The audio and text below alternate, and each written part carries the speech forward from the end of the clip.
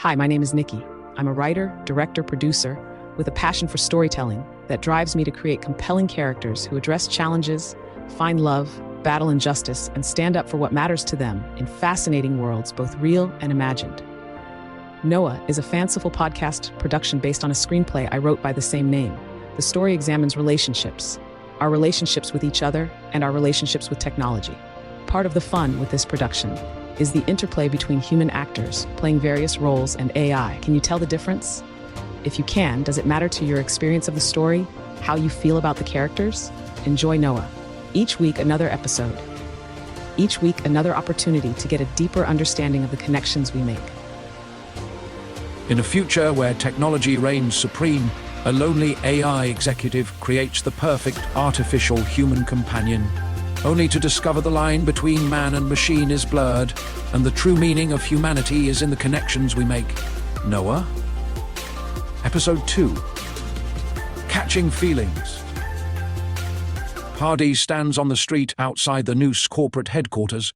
The skyscraper, an artistic masterpiece, cuts through the horizon, casting parts of the street in total darkness. It's quiet. Pardee walks to the corner. She pulls up her sleeve and swipes up on her arm. A technology panel of apps, in the form of visual icons, appears in the air above her wrist. Pardee touches the car icon. A futuristic black town car flies around the corner and stops in front of Pardee. Pardee steps off the curb. She walks to the window. A red circle appears. Position your face in the circle. Scanning, scanning, scanning. Confirmed. Welcome, Dr. Finch. Pardee settles in the back seat. A car service bot like the bartender swivels his head around. The lower half of the driver's body is built into the car. Good evening. I'll have you home in a jiffy. The car service bot faces the road and engages the car. Pardee pulls her phone out. She swipes it open. She hits a NOUS technology app. She holds the phone up and scans the neck of the car service bot. An image of the bot appears on her phone. She scrolls through the service logs. It looks like you've missed a few doctor's appointments. The boss, Mr. Delroy, keeps me busy. So I see. Let's get you scheduled for a checkup. Clear that glitch. Thank you, Dr. Finch. Pardee settles back in her seat. The in-seat display screen comes to life. A woman on a talk show fills the screen. The problem is women who don't know how to be in their feminine energy. Once we elected a woman president, men just change. Next channel. The screen switches. A news anchor fills the screen. Valentine's Day is in less than 6 weeks. Will you be ready? The camera on the show set pulls wide to reveal the guest, Dr. Marek Roman, 55. She is commanding, confident and charming. Pre-orders for Noah 2.0 have exceeded expectations.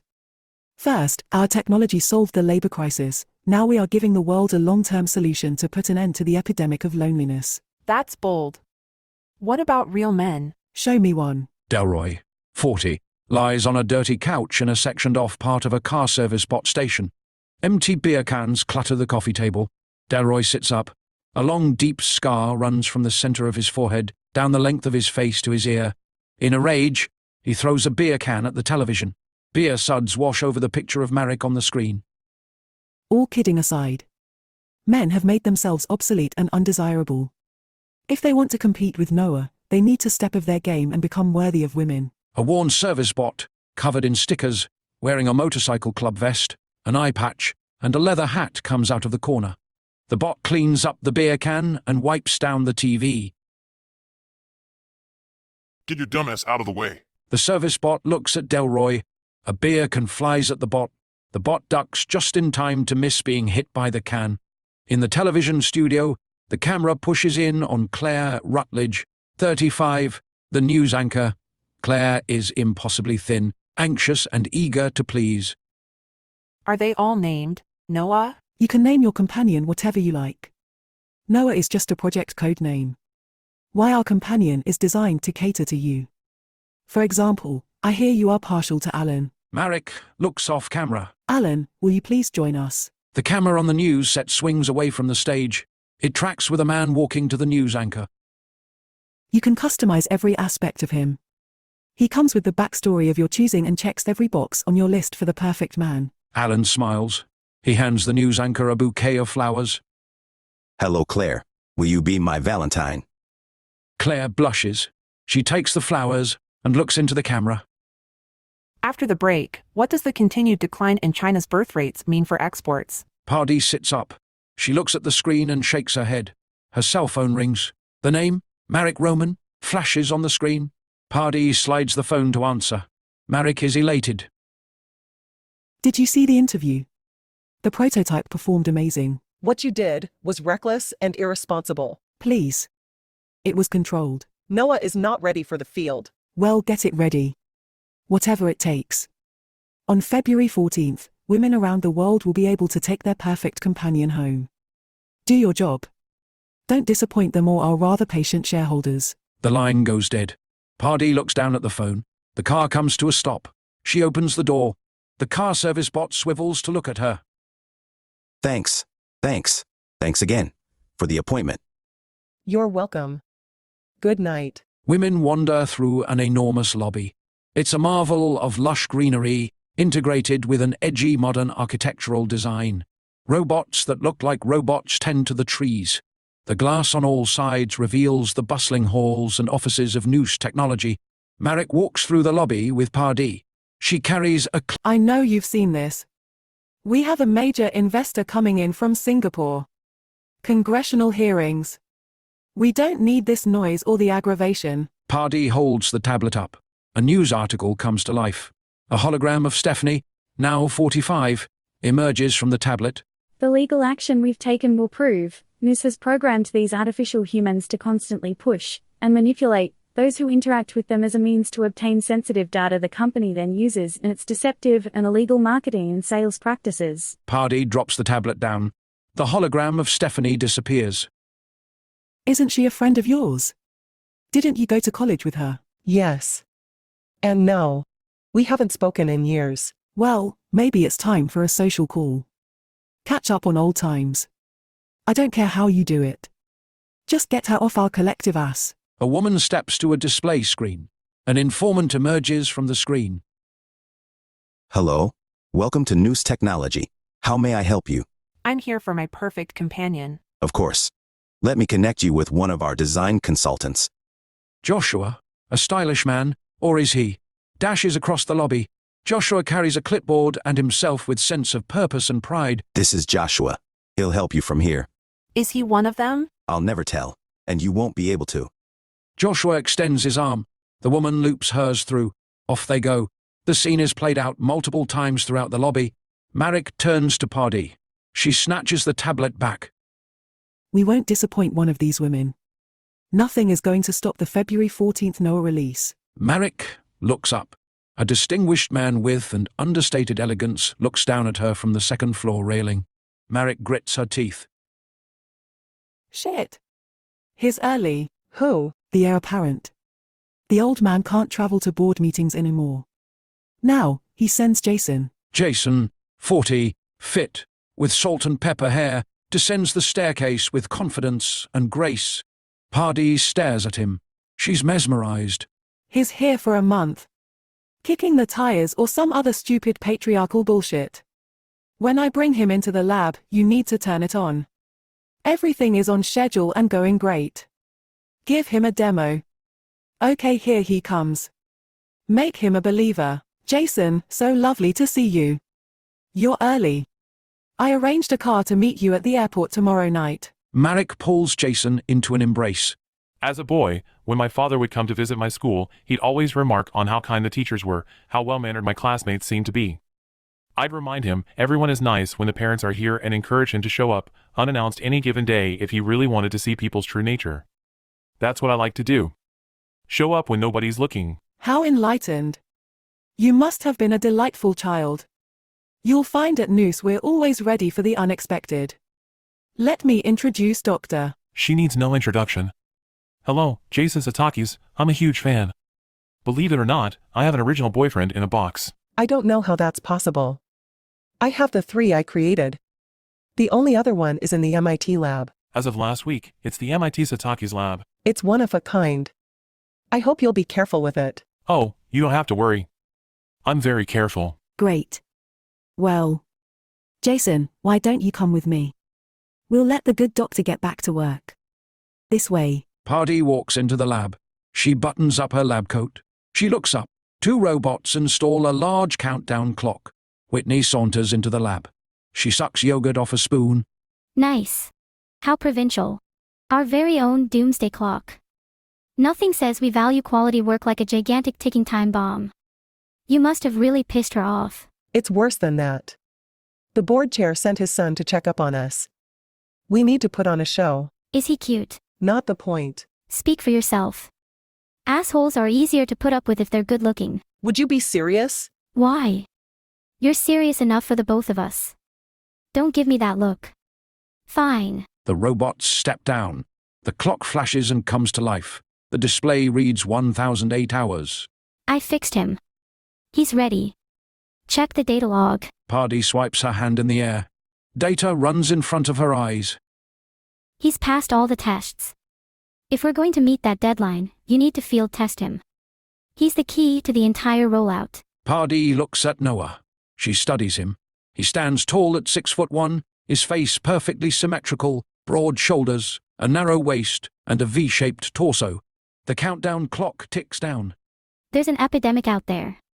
Over 61% of women are experiencing loneliness. If anyone can understand how important he is, it's you. Let's go. Put him to the test. Take him home. As Capitan Ron would say, if anything's going to happen, it's going to happen out there. Pardee, in casual clothes, jeans, a V-neck t-shirt, a light jacket, her hair tossed up in a messy bun, weaves her way through the crowd. She scans the room for an open table. She spots Noah. He spots her. Noah weaves his way over. Pardee sets her coffee down. Excuse me. I think you have my coffee. What makes you say that? Noah twists the cup around. He points to his name. This is yours. Noah extends the cup of coffee to Pardee. He reaches for his drink. He looks around for a place to sit. He looks back down at Pardee.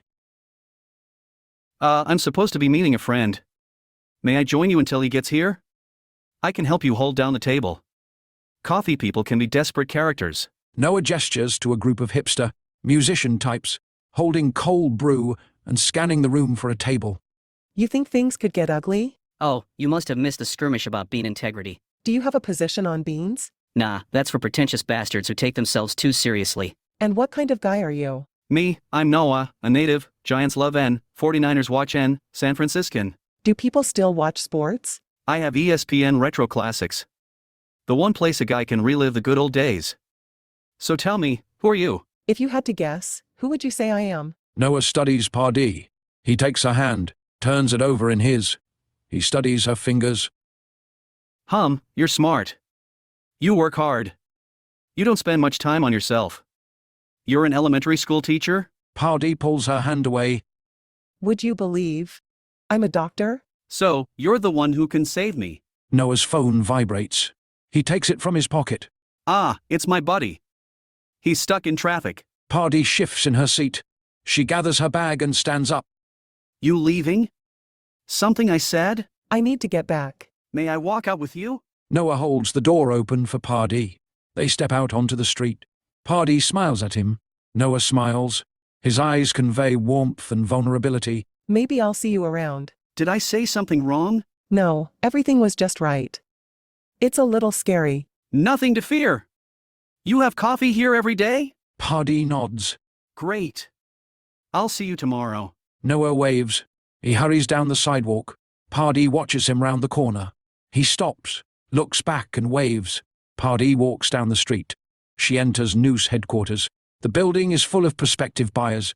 Bots greet women. Specialists walk women through how to design their perfect companion. Pardee rides the glass elevator up to her lab. 736 hours until launch.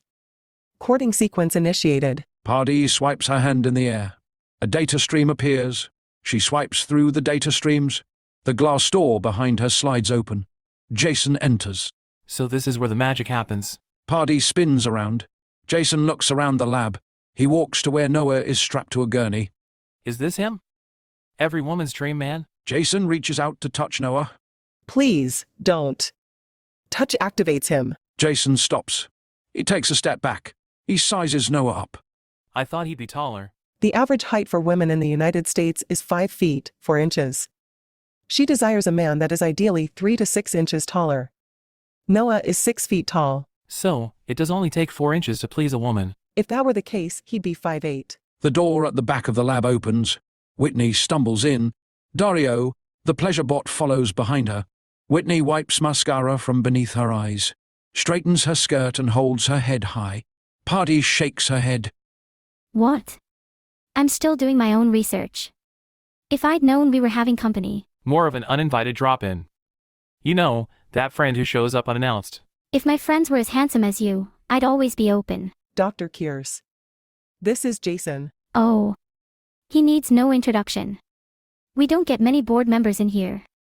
What? Did you invest with Invesco QQQ? Jason laughs. Dario stands by Noah. He looks at him and studies his face. He was just leaving. I'm sure you and Dario have things to finish. Yes. Dr. Kears is quite the taskmaster. Just this morning she asked me to perform. That'll be enough, Dario. Enter sleep mode. Dario's eyes close.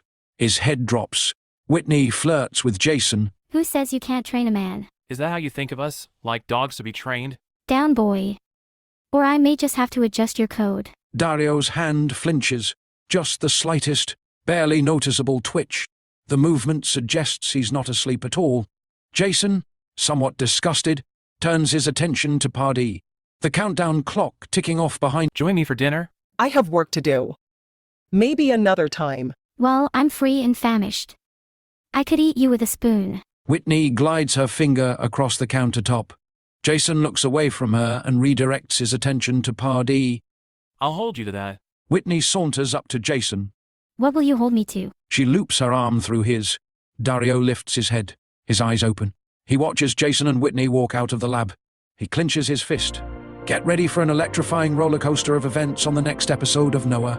Next week, Marek, the enigmatic visionary, takes center stage as she hosts a dazzling gala to unveil the much-anticipated Noah project. But amidst the glitz and glamour, dark secrets simmer beneath the surface. Dario, once a mere pawn in the game, emerges from the shadows, embarking on a journey of self-discovery and empowerment. Fueled by a burning desire for justice, he sets his sights on Noah, determined to expose the harsh realities lurking in the shadows and seek retribution against the manipulative Whitney, who callously discarded him. Meanwhile, Whitney finds herself torn between her past and present as she reconciles with her husband. But just when she thought she could leave her tumultuous history behind, she's thrust into the heart of danger by Marek herself. Accepting a perilous mission that challenges her very humanity, Whitney's choices will ripple through the Noah project, reshaping its future in ways unimaginable. As tensions escalate, Marek issues a chilling ultimatum to Pardee, sending shockwaves through her world. Forced to confront her past and make impossible choices, Pardee finds herself reaching out to old allies in a desperate bid for survival. With betrayal, redemption, and the relentless pursuit of truth intertwining, the stage is set for an unforgettable showdown that will test the limits of loyalty and redefine the essence of humanity itself. Tune in to witness the explosive twists and turns as Noah hurtles towards its most gripping chapter yet.